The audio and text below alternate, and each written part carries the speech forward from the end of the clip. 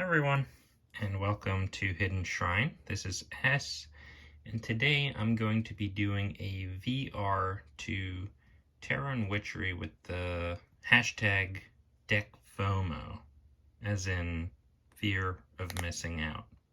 So I'm just going to go through the questions that were listed for this tag, and I have a couple notes here, and then I have a couple of decks that I'll sort of just bring out as I'm talking. All right, the first question is, what triggers deck FOMO for you? So generally, I get deck FOMO when I see a deck that I find personally beautiful or interesting stylistically, and I think this deck has a good chance of becoming unavailable at any given point, or I've seen that it has become unavailable previously, like the Victorian Romantic Tarot. The previous editions, for instance, are ridiculously expensive. Same thing with something like the Northern Animal Tarot. So I get deck FOMO really badly when I see one that I fall in love with for one reason or another, and then I find out it is in fact out of print. I'd say that's when I get the worst FOMO. I've never bought an expensive out-of-print deck, though. I always just put these types on my list and keep my eyes open in case I come across a copy somewhere at a normal or reasonable price. This has worked out for me at least twice, so case in point here, the Liberty. It's actually empty right now because it's out on my desk. But the Liberty was out of print. I don't know if it's still out of print, but it has been out of print, or at least unavailable, specifically in the US. And I had it on my list for like the last 2 years or something.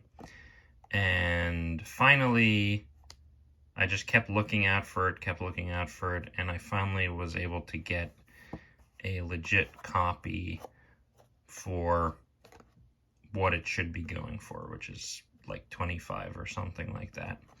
So I've never gone ahead and bought an out-of-print deck at an absurd price, but I have kept my eye on certain out-of-print decks that have come back in. So that's worked pretty well for me in the past. So I would say my deck FOMO is really kind of dependent on my mood as well. Sometimes when I experience a bit of mania, and then I see a deck, or I see a deck, and then for some reason I'm having some mania, then I obsess over this or that deck, whatever it may be. And it's during this sort of mood that I kind of need to stay away from something like Kickstarter. All right. Second question. What is a FOMO deck purchase you regret? Okay, this is a good question. And really there's only one, although I might change my mind. We will see. There's a certain Kickstarter that was out a couple of months ago, and I kept seeing the ad, before it actually went live, and I thought, oh, this looks so good. And I basically just kept an eye out on it.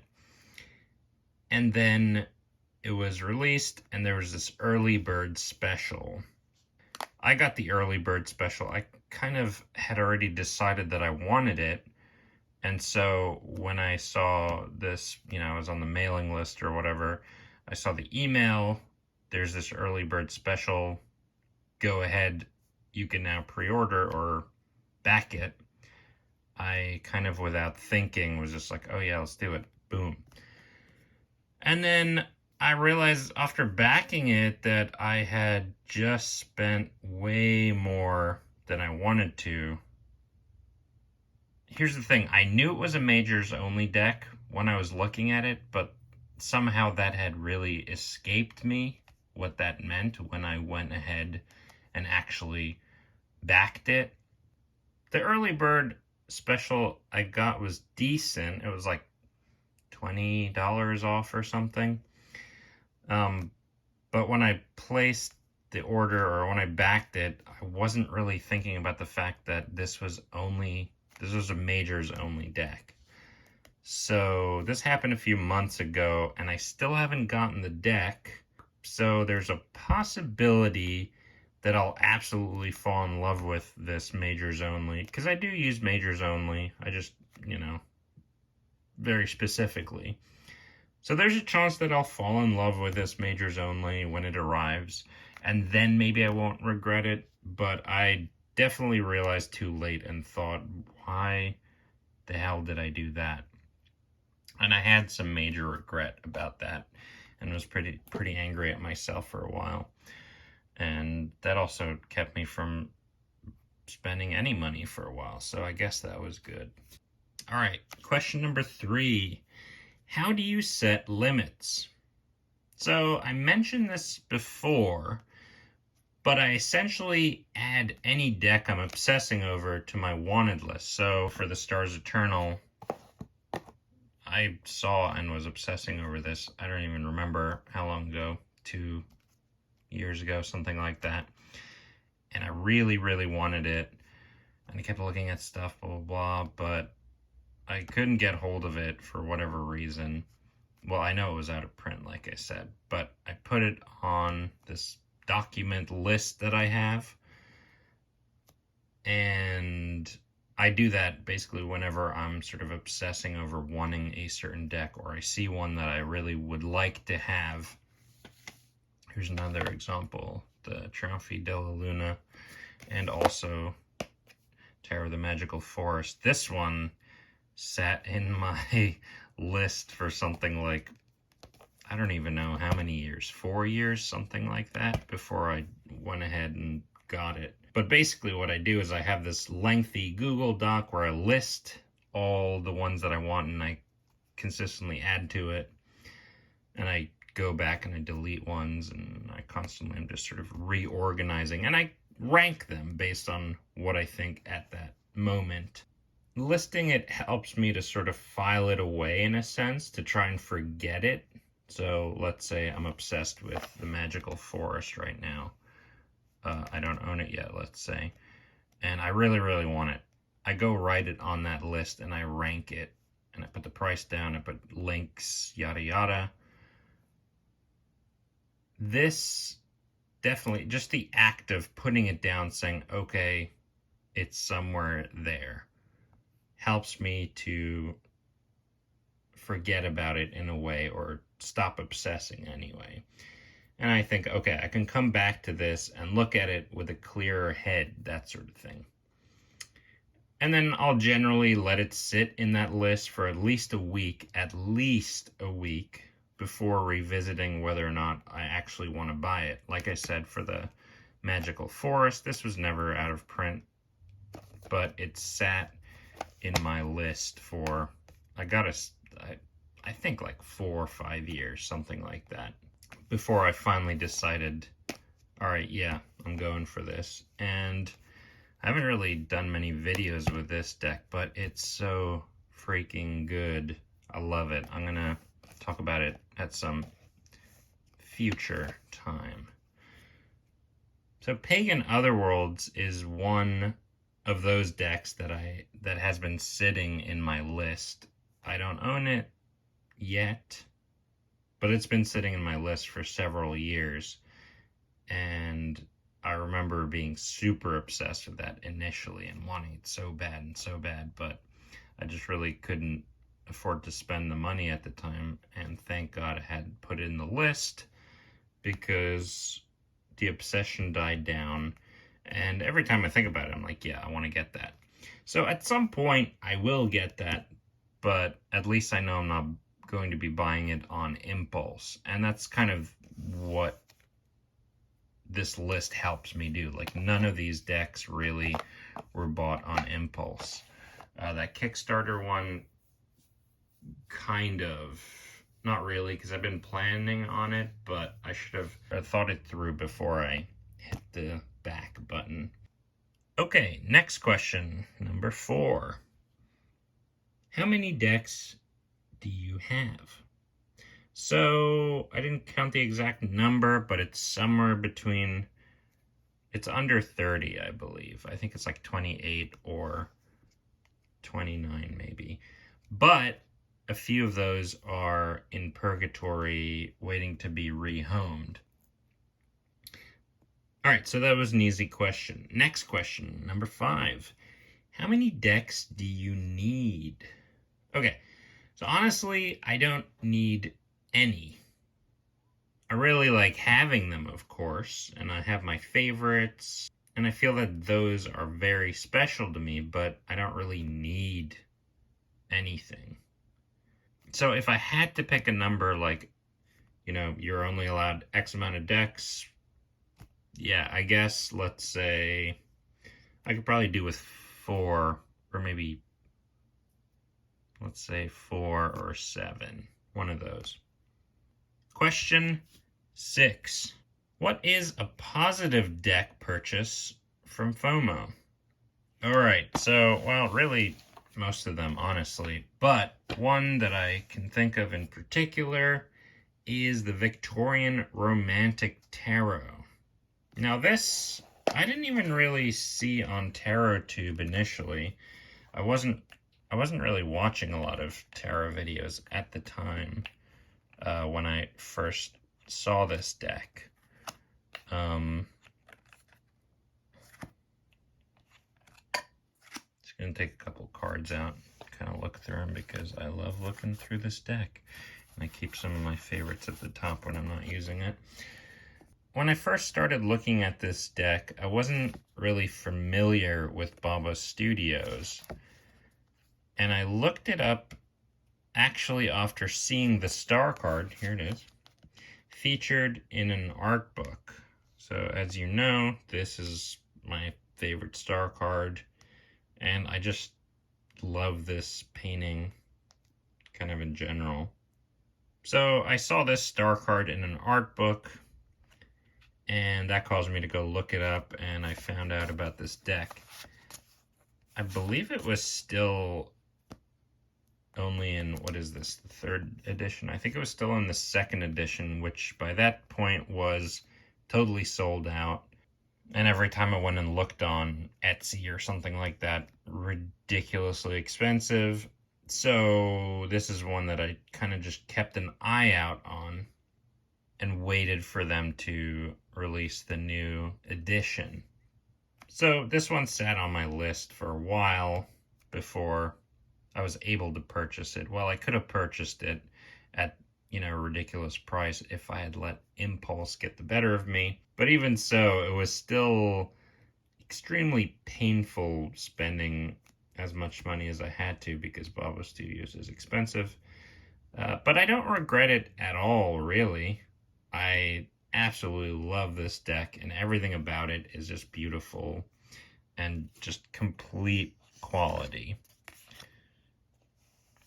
So I don't regret this purchase at all. Okay, and then question 7. This one's a little tough. What are your thoughts on the current state of deck FOMO in our community? I'm not sure. So a lot of people have a lot of different thoughts about FOMO and about deck culling and how many decks you should have, and collecting. Is collecting good, bad, indifferent? Should you have 2 decks, 5 decks, 40 decks? Now for me, I don't really watch haul videos for a couple of reasons. One is that I know like 70% of the decks shown are going to be ugly or tacky. And I'd rather be spending my time watching other tarot videos that I find more engaging. And then the second is that if I watch these haul videos, there's a chance I'll get FOMO of any of the decks that are actually cool. Or I'll just kind of feel like, God, why is this person buying like 20 decks at the same time? And that just kind of annoys me, and I don't like being annoyed. So haul videos just kind of feel a little bit, I'm not saying all of them, but I don't really watch them. I think a lot more helpful than haul videos are flip throughs and deck selection tags, like the one that I really want to do, like My Adorable Decks or something like that, something thematic. Because with those, as opposed to a haul, I feel like the person showing, it's a lot more personal, because usually these decks are actually being used by the owner, as opposed to a haul video, which is basically just like, oh, here's like 20 decks I just bought. I haven't experienced them yet, you know. They don't mean anything really yet. So I will say I really do appreciate people who do deck flip-throughs, because those often help me to decide that I don't actually want a deck, or I do actually really want a deck. And usually looking at some of these flip-throughs, I never look through all of them, because in case I ever want to buy a deck, I want to have some surprises, so I'll usually only look at maybe half of it. But looking at flip-throughs usually helps me decide, and helps me quell some of that FOMO obsession. And also, like with a really expensive, what's that Baba Studios Menagerie one? I forget what it's called. But I'm not gonna probably ever buy that. But I can at least vicariously experience the decks that I can't afford or don't necessarily want to spend money on, because I only like a couple of cards or whatever. So I wouldn't say there's any sort of like toxic behavior in the community that sort of intentionally causes FOMO. And I think most of these videos, you know, even the haul videos, it's like, okay, someone has the money to go buy 20 and show them off so that, you know, we don't have to. That's sort of the positive to that. So when I think about it that way, yeah, I'm totally cool with really any of those sorts of videos. And as far as collecting, I don't really have a problem with that. I guess I am a collector. I certainly have sort of a handful that I use more for certain reading, and then some that I kind of just, you know, sometimes the mood strikes me to use a certain deck, or maybe I'll just want to look through the artwork. I don't think there's anything wrong with that, because engaging with art can itself be kind of a spiritual practice anyway. That being said, I think it's good and healthy to think about this stuff and think of techniques to sort of quell obsession and, I guess, just impulse buys, something that you don't really need. Which is why I have my document list system, where basically I'm able to file things away mentally and then come back and say, okay, do I really want this? Do I really, quote unquote, need this? You know, obviously I don't need anything, but, you know, is this something that is really worth shelling out the money? And am I going to be getting enjoyment or really just anything out of it? And sometimes you have to think about that. And if the answer is yes, then, well, cool. Go for it, I guess.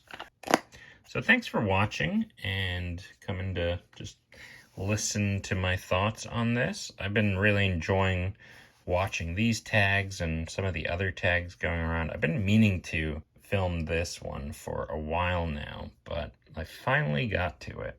So let me know what you think. How do you deal with deck FOMO? Do you have any strategies that are different than mine that may be useful to me or others? I'd love to hear that. So please comment below. I love when people comment. And please consider subscribing and hitting like and all that stuff. And I will see you all very soon. Have a lovely weekend further. Bye.